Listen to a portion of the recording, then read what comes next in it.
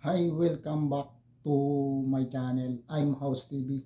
Gumagawa nga po ako ng iba't ibang uri ng vlogs and tutorial tungkol sa pagbibenta ng mga lots, condominium unit, house for sale. Yan po yung binibenta ko sa buong Pilipinas po na yung binibenta ko na house and lot. Tapos condominium unit. 10 mga area. Meron po sa Antipolo area, meron po sa Cavite, meron po sa Laguna, meron po sa buong Metro Manila, meron po sa Palawan, and sa Mactan, Cebu, meron po sa Pangasinan, meron po sa Iloilo, meron po sa Tarlac and La Union, Baguio. Yan po. Ang pinakamadami po ay sa Metro Manila na mga kondo na binibenta ko. Saka sa Rizal yung mga lots. Meron din po akong mga binibenta na sa loob po niyan ay meron po na mga golf course, yung mga golf kasama na yung kanya. Kung gusto niya mga golf course na meron na siyang package na siya, reply lang po kayo sa taas ng video na ito, contact, message and call kung gusto niyo mga ganyan. Meron din po sa Nasugbu, Batangas, and meron din po sa Laguna, napakaganda po. Kung gusto po ninyo mga ginagawa ko, contact lang po, o mga legit po ang mga ginagawa ko pag-vlogs and tips tutorial. Ang mga binibenta ko po na lots, 3 types po ng lots. Number 1, residential lots. Number 2, commercial lots. Number 3, farm lots. Yan po yung mga binibenta ko. Paano po ba ang process? Ang pag-process po, i-tripping ko po kayo, mag-message po kayo sa akin. Then, kung talaga po naman kayong legit buyer, sasama po kayo sa tripping sa akin. Tapos, doon na po tayo mag-uusap sa loob ng tripping area o site viewing. Yan. Tapos magpipirmahan tayo, magre-reserve kayo. Then kung nagustuhan niyo yung tinitipin ko sa inyo, sama kayo sa office, doon po kayo magabayad. Hindi po sa akin magbabayad sa office po. Yan po yung legit po na ginagawa ko. Bali, ang ititips ko po sa inyo ngayon yung Palo Alto. Sino bang nakakaalam sa inyo ng Palo Alto? Kung saan ba lugar yan, Palo Alto? Sa Baras, Rizal. Napakalaki po niyan. Kung napapadaan kayo sa may Baras, Rizal, may nakalagay dyan ng Palo Alto. Tapos ito pa yung mga po niya, amenities, napakaganda. Swimming pool, napakalaki ng swimming pool dyan. Kung kayo nakapagawi sa lugar ng Palo Alto, sa loob ng subdivision, napakalaki ng swimming pool. Sok na swak, may mga event kayo, may basketball, o kung meron kayo na shooting, at talagang maganda po yan.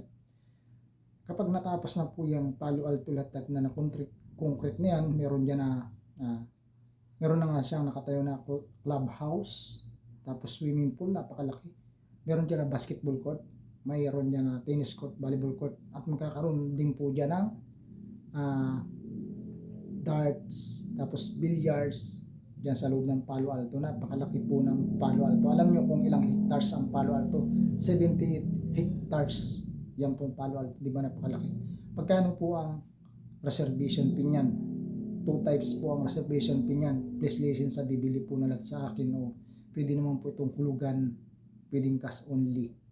Ito po yung kapag residential yung kukunin nyo, ang reservation po niyan ay 10,000 ang reservation ng residential lots. Magkano po ba ang per square meter ng residential lots? Ang per square meter po niyan ay 10,500 yung per square meter po ng residential lot sa Palo Alto. Ito naman po yung reservation fee ng commercial lots, 20,000 ang reservation fee ng commercial lots. Magkano po ang price ng commercial lots? 12,500. Yung mga cut po ng lupa, ilalagay ko po sa taas ng video na ito, makikita po ninyo. Mamili lang po kayo niya, tapos message kayo, call, or mag-message kayo mag-email kayo dyan sa YouTube channel ko, may email ako dyan. Then pag gusto niyo ng tripping, i-tripping ko po kayo, at doon na kayo magbabayad sa office. Hindi po sa akin nagbabayad, ha. Listen sa office po magbabayad kayo para legit.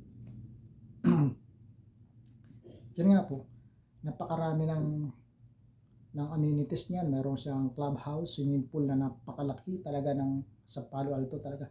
Kung ikaw ay nag-retired na sa trabaho, pwede kang bumili ng lupa dyan. Pwede mong pamahalin yung lupa. tapos ibenta mo kapag mahal na, pwede kang magtayo ng bahay. Kami po ay nagki-create ng bahay o nagko-construction.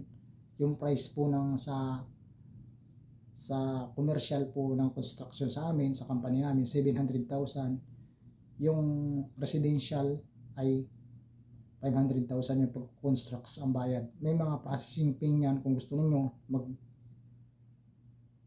mag-call nga kayo o mag-email kayo, mag-text kayo, ano pa man na gamitin yung app sa akin para kung gusto niyo magpa-construct ay mabibigyan ko kayo ng distraction o anong gusto ninyo magpa-construct ng bahay sa company namin. Okay? Yan nga po, yung Palo Alto ay the best na kung gusto niyo katahimikan, talagang swak sa bakasyonan ninyo. Kasi kung nasa Metro Manila ka, siyempre stress ka. Tatanggal yung stress mo kapag nasa Palo Alto ka, napakadami na ang lugar na maaliw yung sarili mo. Tanggal yung stress mo, ako nagsasabi